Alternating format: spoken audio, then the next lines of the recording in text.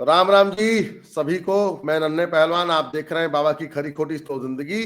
मेरे साथ मौजूद है रोज की तरह कुमार श्रीकांत भाई। श्रीकांत भाई, दो वीडियोस हैं, दोनों देखिए फिर चर्चा को शुरू करते हैं। पहले हैं रामपुर से सपा के सांसद मोहिबुल्लाह नदवी। शायद हमें दोबारा लड़ना पड़ेगा और जिहाद करना पड़ेगा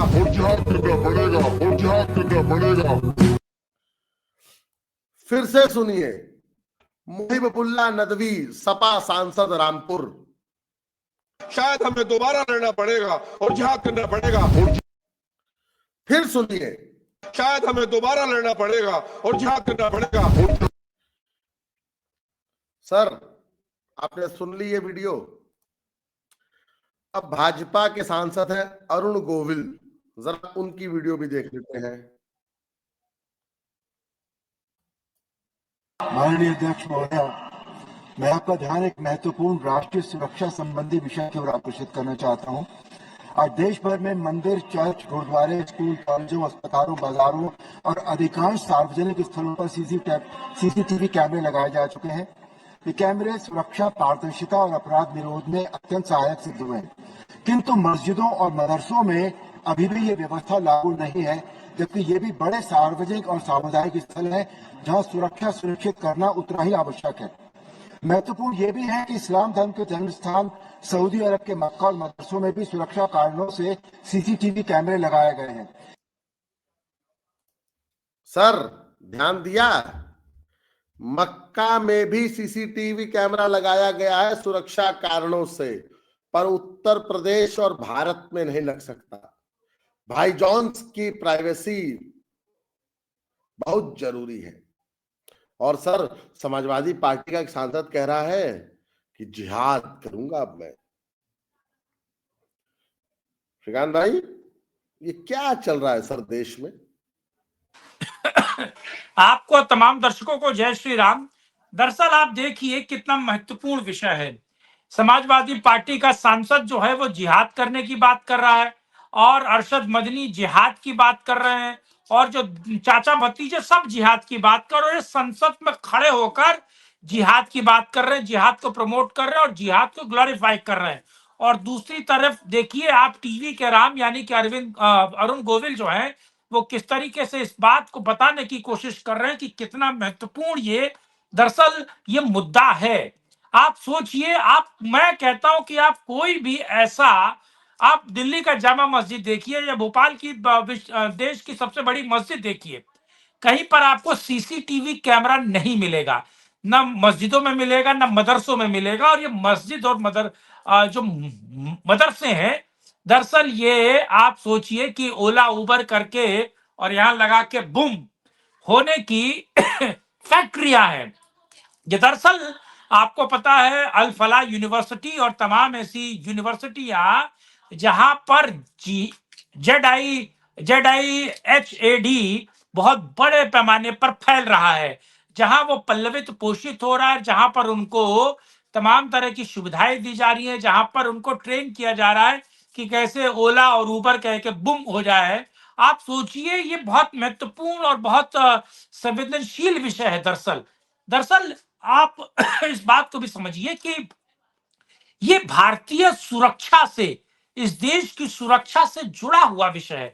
क्योंकि दरअसल अब मैं जो बात अरुण गोविल कह रहे थे उसी को दोहरा रहा हूं। आप ये समझिए कि जहां इस्लाम का जन्म हुआ यानी कि मक्का मस्जिद में, वहां पर सीसीटीवी है। वहां पर जितनी अनैतिक और जो चीजें होती है वो सीसीटीवी रिकॉर्ड करता है, वो सिक्योरिटी पर्पज से है। और मस्जिदें और मदरसे जो है वो सार्वजनिक जगह है, क्योंकि वो इबादत गाहें हैं। वहां पर कैमरा लगना अत्यंत आवश्यक है, परम आवश्यक है। और जब तक वहां कैमरा नहीं लगेगा तब तक इस देश के, मैं कहता हूं कि 140 करोड़ लोगों की सुरक्षा की आप गारंटी नहीं ले सकते। क्योंकि आप हर जगह कैमरा लगा लीजिए, आप हर एक सार्वजनिक जगह पे कैमरा लगा लीजिए, जब तक आप इन जगहों पर कैमरा नहीं लगाएंगे तब तक ये मान के चलिए, क्लियर कट बात है कि देश पूरी तरह सुरक्षित नहीं होगा। क्योंकि इनके पास मदरसे हैं, इनके पास मस्जिदें हैं, इनके पास तमाम ऐसी यूनिवर्सिटीज हैं जहां पर ये HAD आप समझ सकते हैं, ज में छोटी की मात्रा, आ में आ की मात्रा, और द बहुत बड़े पैमाने पर फैला रहे हैं आप, वो समझिए, क्योंकि दरअसल वो फैक्ट्रियां हैं। और सबसे महत्वपूर्ण है, मैं मतलब मुझे शर्म आती है कि इस देश के सर्वोच्च मतलब संसद में जो लॉ मेकिंग बॉडी है, जहां पर तमाम पार्टियों के मेंबर ऑफ पार्लियामेंट मतलब MP हैं, वहां पर एक व्यक्ति पार्लियामेंट में खड़ा होकर जिहाद का देखिए वो शब्द निकल ही गया था असल, वहां पर उसका आह्वान कर रहा है, और वो कह रहा है कि साहब ये होना चाहिए, हमें इसकी तरफ बढ़ना चाहिए। और दो ऐसे इस्लामिक स्कॉलर जो बड़े पैमाने पर इस देश को चलाने की बात करते हैं, और वो कहते हैं कि साहब हिंदुस्तान किसी के बाप का नहीं है और हम हिंदुस्तान में रह गए, दरअसल हम चाहते थे कि हम हिंदुस्तान में रहें। दरअसल वो कहते हैं कि जिनको पाकिस्तान चाहिए था वो चले गए, और हम हिंदुस्तान वाले हैं, हम हिंदुस्तान छोड़कर जाना नहीं चाहते, क्योंकि उनको इस हक का हिंदुस्तान चाहिए था, क्योंकि इनके बाप दादाओं ने पाकिस्तान ले लिया। अब पाकिस्तान पे तो कैप्चर हो गया, तो आप अब ये सोचिए कि ये जो हिंदुस्तान को फतह करने वाली, ये जो गजवाए हिंद की ये जो थॉट है, वो सबसे बड़ा नासूर है। और रने भाई, मैं आपसे अब सवाल पूछता हूं दरअसल, कि क्या आपको लगता कि ये खतरे की घंटी है, कि जो दबे जुबे जबानों में कहा जाता था, जो अलग अलग जगह पर कहा जाता था, जो मस्जिदों में कहा जाता था, अब वो सड़कों पर कहा जाने लगा है, वो इज्तिमाओं में कहा जाने लगा है, और आप देखिए वो संसद में कहा जाने वाला है। कह रहा है एक सांसद रामपुर का, और रामपुर को आपसे बेहतर कौन जान सकता है। तो नन्हे पहलवान, क्या आपको लगता है कि खतरे की वाकई घंटी है, और ये मौन, सरकार की मौनता, वो जो मौन हो गई है सरकार, ये भी एक खतरे की घंटी। क्या सरकार समझ नहीं रही है कितनी बड़ी प्रॉब्लम है, और आगे जाकर कितना बड़ा प्रॉब्लम क्रिएट होगा। धन्य भाई। श्रीकांत भाई, एक बात बताऊं आपको मैं, देखिए मोदी जी की एक प्रॉब्लम है, तुष्टीकरण। ये योगी जी में भी है। योगी जी भी कहते हैं सबका साथ सबका विकास। वो कहते हैं गोरखनाथ टेम्पल में, गोरखनाथ मठ में इलाज करते वक्त ये देखा नहीं जाता है कि वो हिंदू है कि मुसलमान, उसकी जात, उसका धर्म क्या है। पर सर, जब हमारे बच्चों को जिबह किया जाता है ना सर, जब कश्मीर में नाम पूछ के और चड्ढी खोल के, नुन्नी देख के सर गोली मारी जाती है ना सर, अगला नहीं पूछता है। सर अगला नहीं पूछता है। लेकिन सेक्युलर, सर सेक्युलरिज्म का वो जो भूत हमारे पिछवाड़े में सुलेमानी कीड़ा घुसा हुआ है सर ना सर, वो इस देश को खा जाएगा, बर्बाद कर देगा। और आज सेक्युलरिज्म का सबसे बड़ा झंडा वाहक पता है कौन है? उनका नाम है, मैं नरेंद्र दामोदर दास मोदी ईश्वर की शपथ लेता हूं कि मैं इंडिया को एक सेक्युलर देश बनाऊंगा। उन्होंने कसम खाई है सर, सबका साथ सबका विकास। जब तक वो हिंदुओं का समूल नाश नहीं कर देंगे ना, वो उनकी जो उसे शपथ कहते हैं सर ना, उसे उनकी ये प्लेज पूरी नहीं होगी। सर एक बात बताइए, जब यूपी में राशन बढ़ता है तो न वो ये देखा जाता कि हिंदू को बटा, न मतलब वो मुसलमान को बटा, न जैन को बटा, न ईसाई को बटा, वो सबको बटा। अच्छी बात है, बड़ी अच्छी बात है। पर सर जब वोट बढ़ता है तब मोदी जी और योगी जी की प्रॉब्लम पता है क्या है सर? ये बड़के वाले सेकुलर बनने की कोशिश कर रहे हैं, और जिस दिन सर कट्टर हिंदू ने इनका साथ छोड़ दिया सर ना, राहुल गांधी इनको सच में हिमालय पहुंचा देगा। वो हमारे यहाँ, मेरे गांव से मात्र 5 किलोमीटर दूर है सर, ये दिनेश लाल यादव पूर्व सांसद आजमगढ़ और विजयी लाल यादव विजयी का गांव, मात्र 5 किलोमीटर। मौधिया छोटे सा एक चट्टी उसके बगल के हैं दोनों, चाचा भतीजा। तो एक दिनेश विजयी लाल ने एक विधायक था, योगी जई है मठ में घंटा बजई है 17 में, जब 17 में योगी जी मुख्यमंत्री, उसके बाद उसने बिरहा गाया था कि 22 के चुनाव के बाद योगी जई हैं गोरखपुर के मठ में घंटा बजई हैं। सर इन लोग की जो हरकतें हैं ना दोनों की, सर ये सच में सर ये मठ में घंटा भी नहीं बजा पाएंगे। ईडी, सीबीआई, सीबीसीआईडी और पता नहीं कौन कौन सी एजेंसी राहुल गांधी इनके ऊपर ला देगा, फिर ये रोएंगे। सर पता है सर इन भजपैयों की दिक्कत क्या है, सर रोने में बहुत तेज है। सर आपने कभी किसी सपाई को रोते देखा है, बड़े नेता को?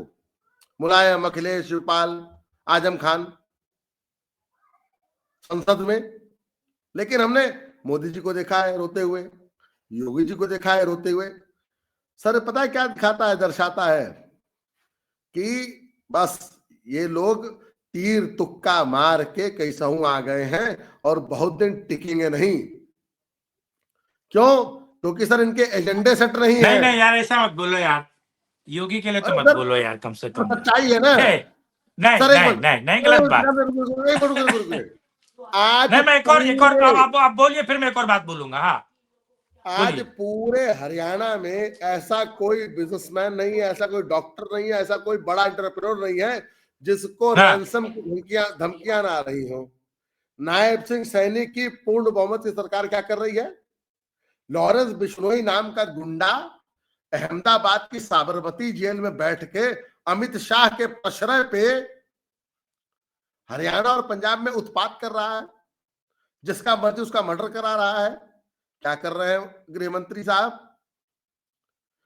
सर एक बात बताऊं, कल परसों हरियाणा विधानसभा में एक बड़े नेता ने अपोजिशन के ये इल्जाम लगाया है कि आज नायब सिंह सैनी, उनकी सरकार और भाजपा के बड़े नेता लॉरेंस बिश्नोई के साथ लिप्त होके हरियाणा में उगाही का रैकेट चला रहे हैं। श्रीकांत भाई शर्म आनी चाहिए। अरे नहीं, इस ट्रैक पे मत जाइए, छोड़िए ना यार। बाबा को तो छोड़ दीजिए, मोदी जी को भले गरियाइए, क्योंकि मोदी तो वैश्विक नेता है, और जो वैश्विक नेता है उसे सर्वधर्म बड़ा पाव करना पड़ता है। विरोध कर रहा हूं जो बाबा कहते हैं सबका साथ सबका विकास। नहीं सर, उनका विकास हुआ तो हमारा विनाश होगा। हाँ तो वो तो होगा, लेकिन ना? मोदी जी को गरियाइए, आप योगी को मत गरियाइए यार, एक ही तो नेता है देश में ढंग का। मैं गरिया नहीं रहा हूँ, मैं इनकी पॉलिसी का विरोध कर रहा हूँ, सबका साथ सबका हाँ, करना चाहिए, हमें करना चाहिए और हम उसे करेंगे। लेकिन एक बात चीज अच्छी हुई ना, एक बात सुनिए। अरे सर सिंपल बात है, तमाम नहीं मेरी बात सुनो भाई, नहीं एक श्रीकांत का विनाश होगा। सुन तो लो, सुनो ना भाई, सुनो। दरअसल ये जो तमाम सेकुलर बिरादरी है, उनके चेहरे से नकाब कौन निकाल रहा है?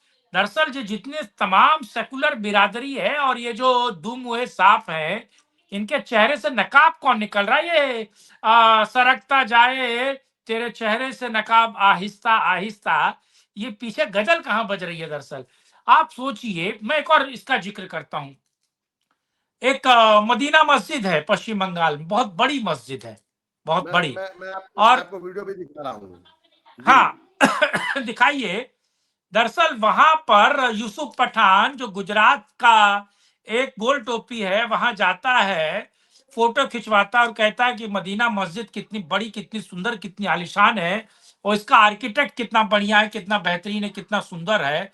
उसी फोटो को जब आप जूम करके देखेंगे तो आपको पता चलेगा कि उस मस्जिद में भगवान गणेश और भगवान तमाम देवी देवताओं के क्या कहते हैं कि उनकी मूर्तियां हैं, प्रतिमाएं हैं जो खंडित है।